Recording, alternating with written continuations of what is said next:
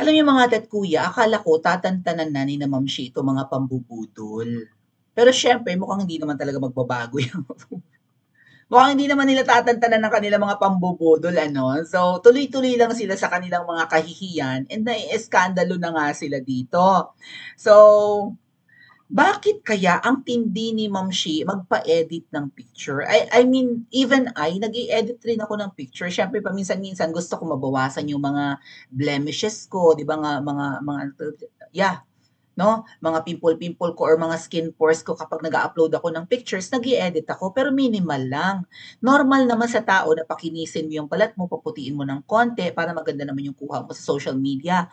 May mga moments kasi mga ate at kuya na kapag nag-picture tayo, 'di ba, yung naka-capture yung medyo wacky natin na minsan nakapikit nga tayo, nakangiwi or whatever. Normal naman na pagandahin natin yung ating picture. Siyempre social media yan, matindi ang competition, 'di ba? Hindi naman tayo para mag-upload ng ating picture na, alam niyo yun, ang dami nating mga blemishes. Pero ako mga dad kuya ay may kita point hangga't maaari na kung maganda naman yung kuha ko ng picture, ay ina-upload ko talaga as is. Walang editing. Kaya kung nakikita niyo yung mga picture ko, mga picture namin ni Miss Cathy Binag, ni Doc Lorraine Badoy, pag zoom niyo yun, kitang-kita yung mga pores ko sa mukha. So, kasi ang gusto ko mga dad kuya, pag nakita niyo ako in person, hindi kayo magulat, di ba? Parang ang ganda-ganda ko, ang ganda-ganda. Parang ang ganda-ganda ko sa picture, ang kinis-kinis ko, tapos pag nakita niyo ako, parang budol yun, parang catfishing, di ba? So gusto ko makita niyo kasi sa picture naman na I'm human, 'di ba? I have pores, I'm flawed, ganyan. May mga blemishes, may mga pa sabi nga nila may mga blackheads ako. Ay ano naman, kung may blackheads ako, does it mean na hindi ako naghihilamos? Eh nga ang arte-arte ko nga sa balat. Hindi lang ako nagpapa-facial kasi nga I remember noon nung nagpapa-facial ako, lalong dumadami yung blemishes ko kasi maselan ng balat ko pag kinukudkod ang mukha ko or sinusungkit yung mga laman-laman ng mga pores na yan, parang nagmamark and lalong lumalalim yung mga pores. So, tinigil ko na lang. Dependent na lang ako sa paghihilamos. Di ba, minsan nakakalimutan ko ngayon talaga mga ano ko, mga skin routines and whatnot, mga beauty regimen. Basta pag naghilamos ako, minsan tulog na ako, pagod na ako eh, no? Hindi na ako yung para ano pa, mag toner, mag retinol, mag niacinamide and all those skincares. Basta ako, na dead man na. Okay? Basta't ang importante sa akin, hindi ako matutulog ng madumi ang mukha para pagising ko kinabukasan, hindi ako nagbe-breakout or hindi ako nagkaka-pimples. Paisa-isa may mga pimples ako lalo 'pag malapit na yung buwan ng dalaw. So, although gustuhin ko man na i-edit ng husto yung aking picture, ayoko kasi na 'pag nakita niyo ako in person na, ang ganda sa picture tapos sa personal ganun pala. Gusto ko makita niyo rin sa picture ko ano itsura ko para 'pag nakita niyo ako in person, eh, di, okey wala namang kaiba, yun pa rin naman. Hindi pa rin naman kagandahan ang Principesa. Pero again po, I have nothing against sa mga tao na nag-e-edit ng picture like, na gumagamit ng filter, 'di ba, pinapakinis ang mukha, pinawawala yung mga eye bags, mga laugh lines, mga blemishes, normal naman 'yan. Pero yung buong katawan mo mga ate at kuya ang i-edit mo ay parang, hello? Why, oh why do you wanna say goodbye? Sabi nung kanta, 'di ba? Why, oh why do you wanna say goodbye to have that king? Baby, tell me why if you were my king. Oh, oh. Sabi nung kanta. Parang may kantang gano'n nung araw. Bakit? Ma'am She, kaya ka pinupulaan ni Tio Moreno eh.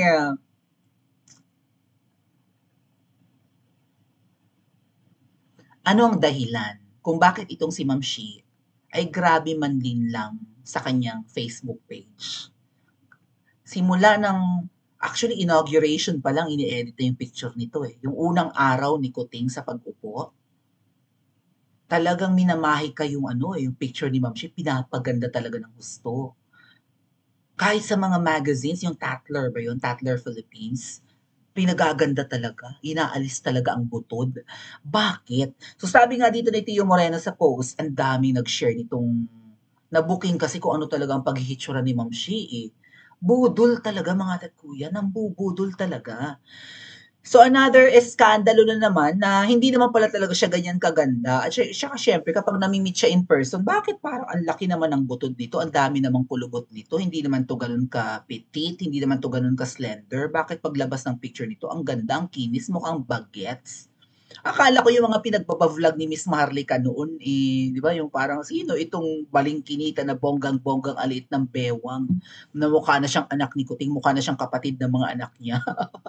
Hindi ko napapansin yun sa totoo lang mga ate at kuya kung di pa binulgar ni Miss Marlica. Kasi nakikita niya yan in person si Butod eh. Di ba? Na-met niya yan, naging kaibigan niya.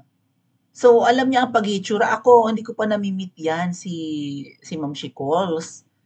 Muntik-muntikan na. Tumiwalag lang ako sa Ensaymada Group kasi Ensaymada nga ako dati. Ako ang unang-una, pinakaunang umayaw, tumiwalag sa grupo ng mga Malacanang vloggers na tinatawag na Ensaymada Vloggers. So, ang pinagtataka ko nga doon, bakit siya ang imi-meet namin at hindi ang Pangulo? Dahil ang nakakasama naman namin nung kampanyahan, yung Pangulo.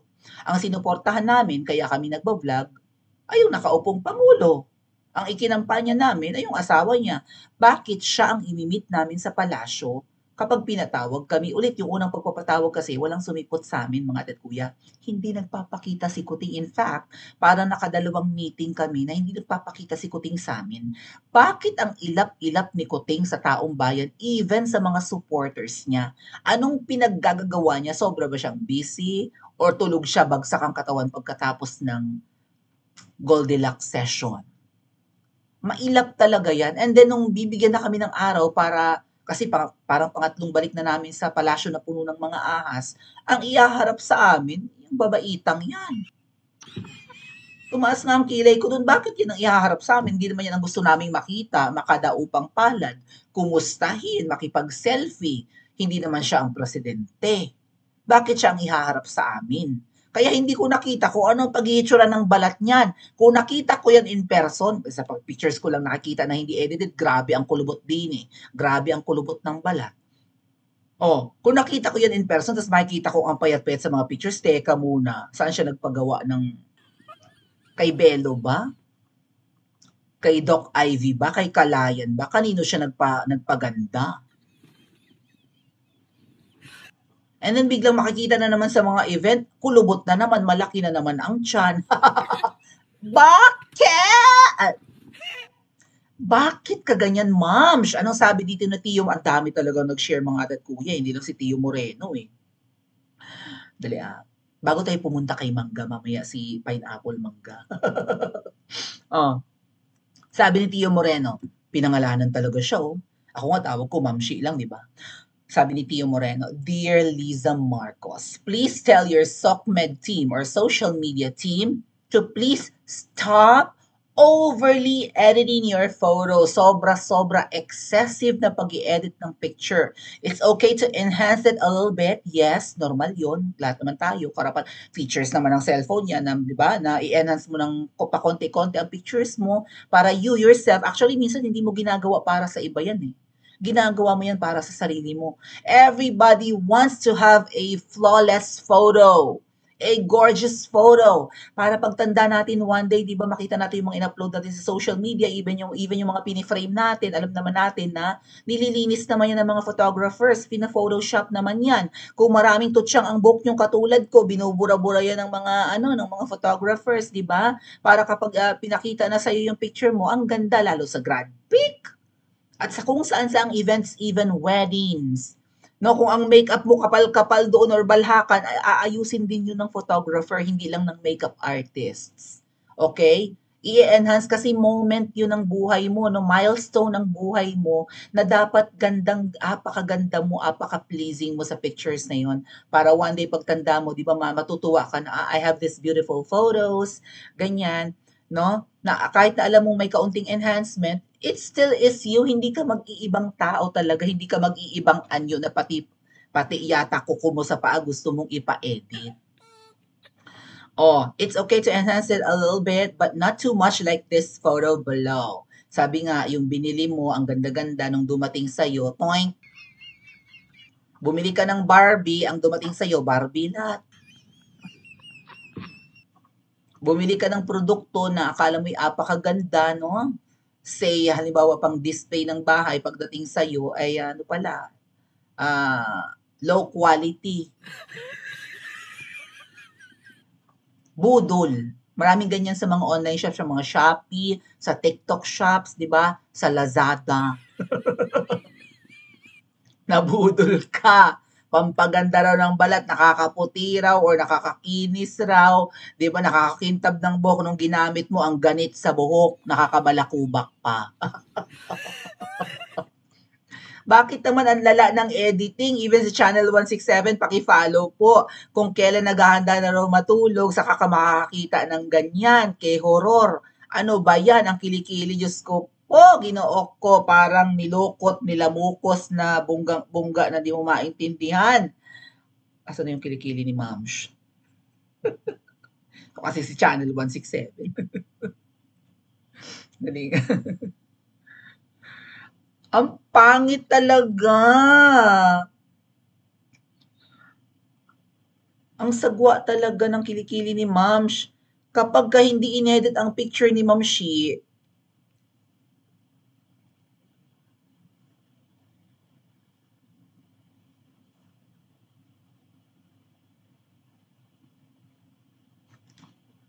pag hindi na-edit, ang sagwa. Ito namang si Ma'am Shi, ang lakas ng loob magsuot ng mga pa-sexy, mga pa-daring na outfit.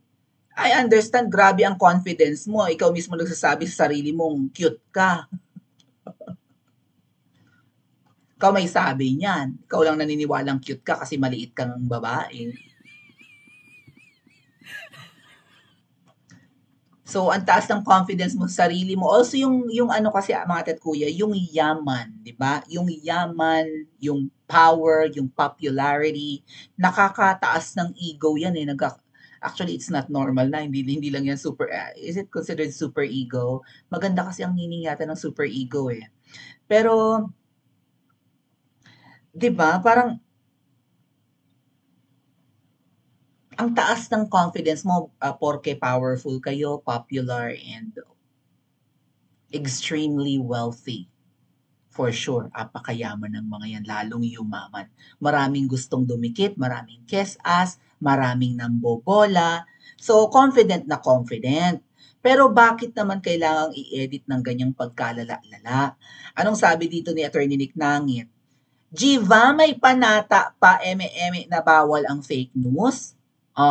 So, alin ang totoo sa dalawang picture na yon? Ang post ng Department of Tourism o ang page ng Berry New York? Berry New York.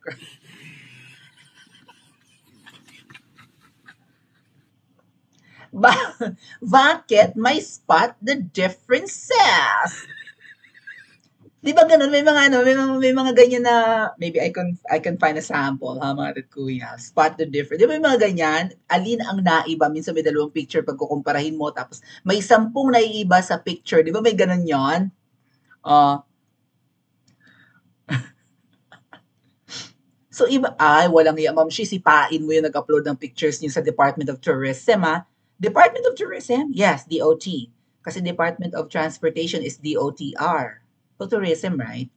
Uh, spot the difference.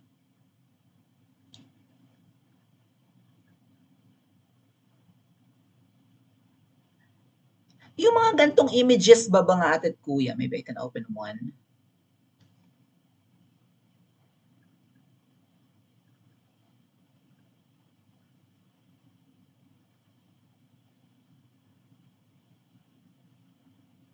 Di ba yung may 10 naiiba sa dalawang picture, alin ito? Yung uod nagkakila, yung uod buntot, naging dalawa yung uod, kinulang ang dahon, di ba, lumiit ang prutas, may dagdag na sanga, mga ganong tipo.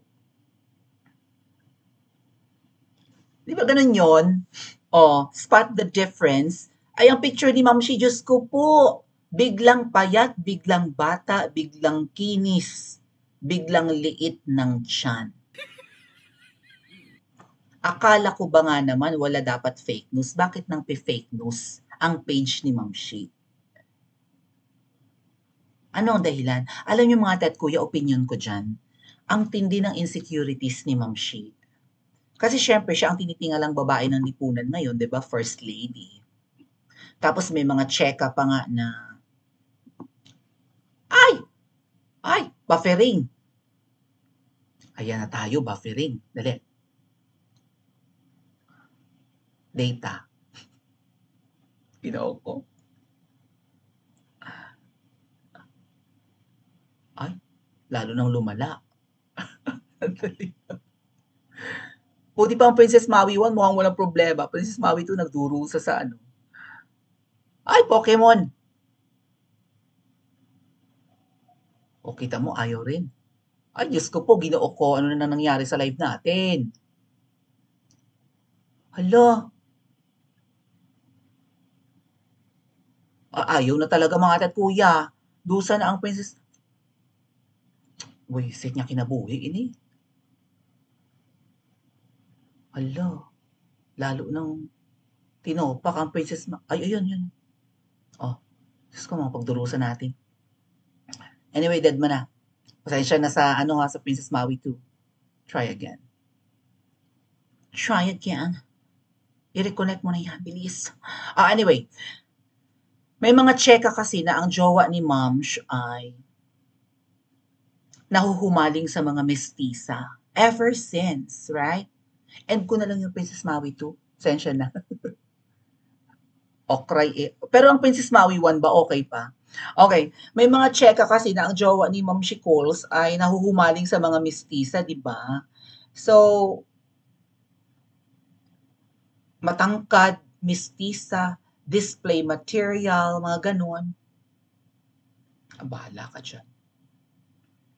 So, wala siya sa standard of beauty na preference ng jowa. So, maybe that's why si Ma'am Shi ay may insecurities. Ay nananabotahe talaga sa channel natin kung hindi man mahina lang talaga ang signal. Anyway, never mind. Tapos na ang live. Sorry na. No, ano sa tingin niyo mga dad kuya? Is it all about her insecurities? Sobra ba siyang inlababo sa kanyang jowa? Na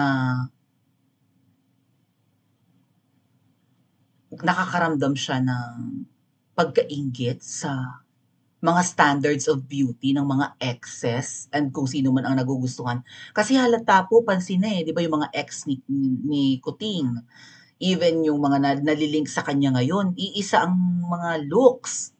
Puro mistisahin, ano ba yan? Mistisahin, matatangkad, beauty queen materials. So, baka yan ang dahilan kung bakit siya pa-edit ng picture bukod sa gusto niya tayong buduling lahat na siya ay maalindog, na siya ay maganda. Gaano ba kapangit ang kanyang pag-uugali? Gaano ba siya kapangit physically na kailangan niyang linlangin ang tao sa kung ano ang totoo niyang itsura? At kung nililinlang nila tayo sa kanilang totoong imahe, gaano kaya katindi ang kanilang panlilinlang sa kanilang pamumuno? Hindi nakikita ang kanilang trabaho. Kung si Tatay Digong pa nga ang tatanungin, President Ayuda ang asawa ni Ma'am Shi. Walang proyekto, walang tulay, walang infrastructure, puro ayuda ang iniintindi. That's simply vote buying although hindi pa panahon ng eleksyon. Pinaparamdam mo sa taong bayan na bumabalik sa kanila ang pera, pero syempre, katulad ng mga iskandalo nung simula pa lang, 10,000 ang ibibigay, binabawi ang 8,000. Ang 2,000 lang ang nare-receive. Ang daming nagme-message sa akin yan mga dad kuya. At iba-vlog ko yan sa mga susunod na araw. Hindi pa rin pala tumitigil. 2 taon na ang nakakalipas, ganun ang ginagawa nila hanggang ngayon tuloy-tuloy. Walang naglalakas loob na pumalag. Ano ang gagawin ng taong bayan sa pambubudol ng mga to sa atin? Tutunganga na lang ba tayo? Paki-comment po sa comment section at mag-like and subscribe din po kayo.